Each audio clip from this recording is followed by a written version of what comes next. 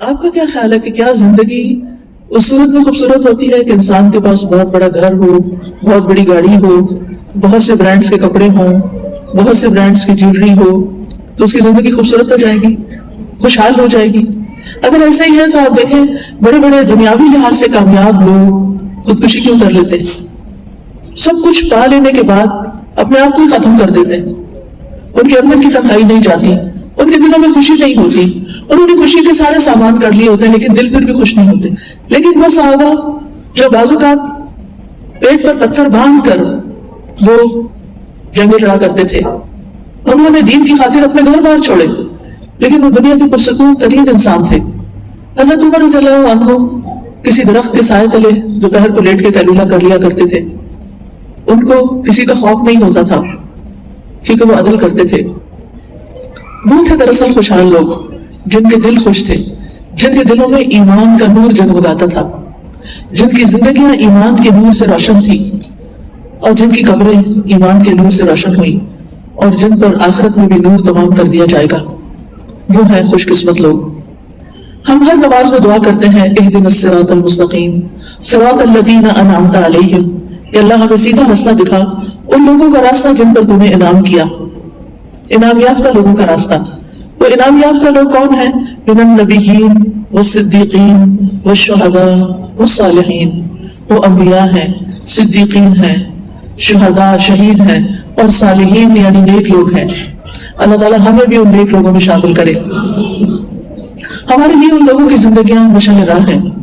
ہمیں بھی ان کے راستوں پہ چلنا ہے جن پر وہ چلے، اور اس کے لیے بہت ضروری ہے کہ ہم وہی طریقہ اور وہی چیز استعمال کریں انہوں نے جو نسخے استعمال کیے.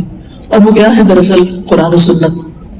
نبی صلی اللہ علیہ وسلم نے فرمایا تھا کہ میں تم میں دو چیزیں چھوڑ کر جا رہا ہوں، اگر تم انہیں مضبوطی سے پکڑے رکھو گے تو کبھی گمراہ نہ ہوگے، اور وہ ہے اللہ کی کتاب اور اس کے رسول صلی اللہ علیہ وسلم کی سنت. جو شخص بھی ان دو چیزوں کو مضبوط تھام لیتا ہے، یعنی اپنی زندگی کا ایک حصہ بنا لیتا ہے، قرآن سے روشنی حاصل کرتا ہے، نبی صلی اللہ علیہ وسلم کی سنت حدیث سیرت سے روشنی حاصل کرتا ہے، وہ شخص پھر بھٹکتا نہیں، گمراہ نہیں ہوتا، وہ سیدھے راستے پر رہتا ہے. وہ راستہ جو بالآخر اللہ کی رضا کا راستہ اور جنت کا راستہ ہے. جنت وہ گھر جس میں سے انسان کبھی بھی نکالا نہیں جائے گا، اور وہ نکلنا بھی نہیں چاہے گا. لا یبغون عنہا حولا، وہاں سے وہ ادھر ادھر بھی نہیں ہونا چاہیں گے، کبھی ایک لمحے کے لیے بھی وہاں سے نکلنا نہیں چاہیں گے. یہ دنیا جو بہت ساری مشکلات کا گھر ہے، ہم تو اس کو بھی چھوڑ کر نہیں جانا چاہتے. جیسے بھی جیتے ہیں لیکن اس جنت کو کون چھوڑنا چاہے گا؟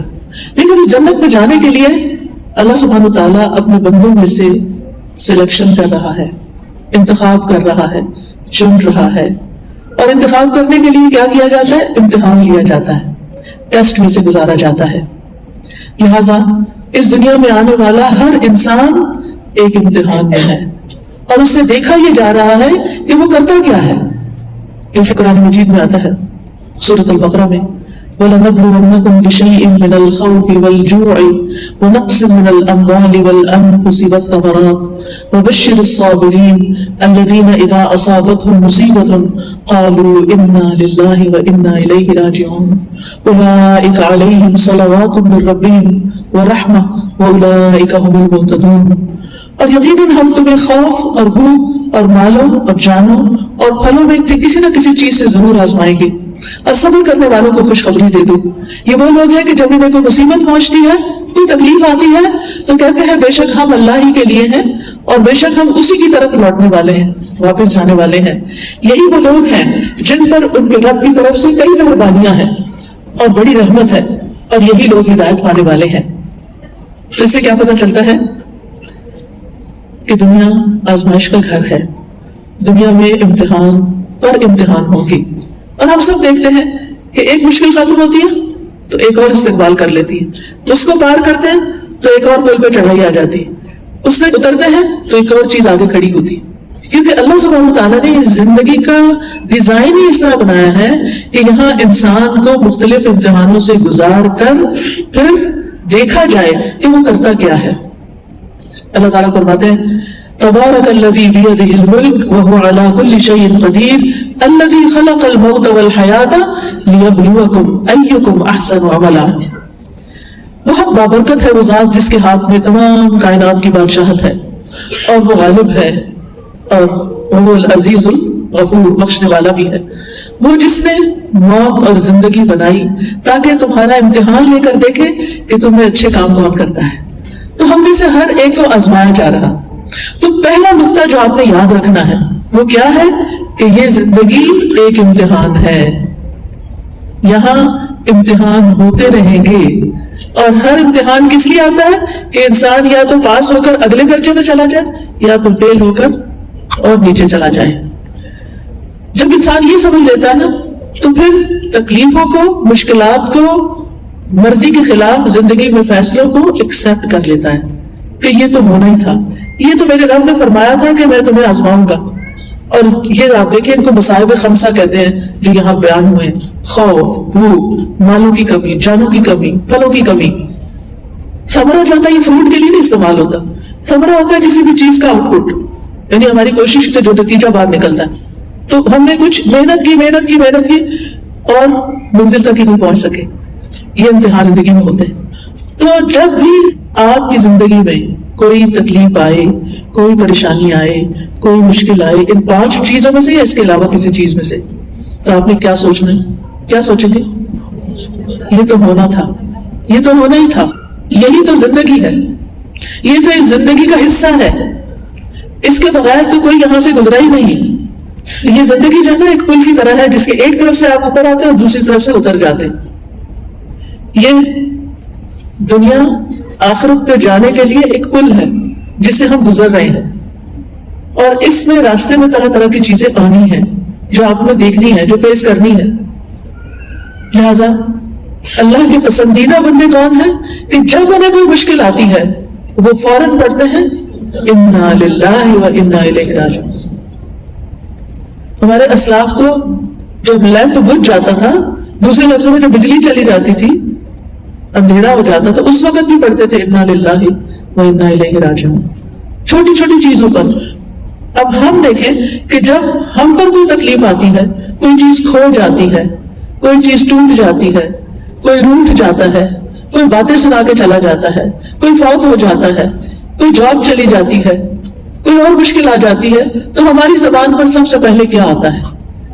اگر تو انا للہ آتا ہے تو پھر آپ کے لیے خوشخبریاں ہیں. کیا؟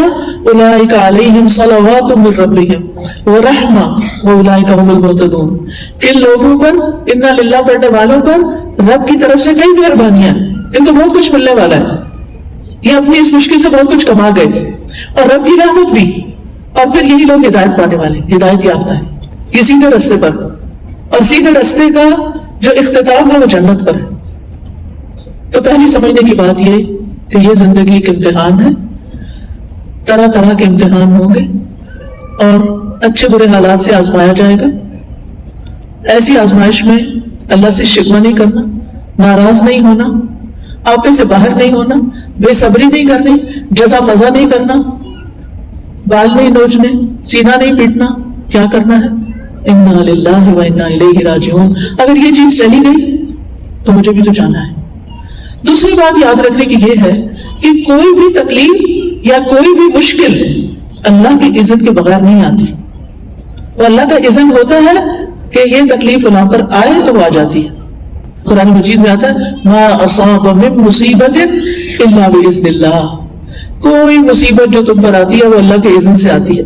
ومن یؤمن باللہ، اور جو اللہ پر ایمان لے آئے، اللہ پر اعتماد کر لے، اللہ کو تھام لے، یہدی قلبہ، اللہ اس کے دل کو ہدایت دے دیتا ہے، اللہ اس کا دل تھام لیتا ہے. جس نے رب کو تھام لیا رب نے اس کو تھام لیا. واللہ بکل شیء علیم، اور اللہ ہر چیز کو خوب جاننے والا ہے. لہذا اگر کوئی تکلیف آئے تو کیا کرنا ہے؟ وہ تو پڑھنا ہے. اس کے بعد یہ سوچنا ہے کہ یہ اللہ کے اذن سے ہوا ہے، اس میں ضرور کوئی خیر ہے، اس میں خیر ہے. دوسرا جملہ کیا یاد رکھیں گے؟ اس میں بھی خیر ہے، کیونکہ اللہ اپنے بندوں پر ظلم نہیں کرتا.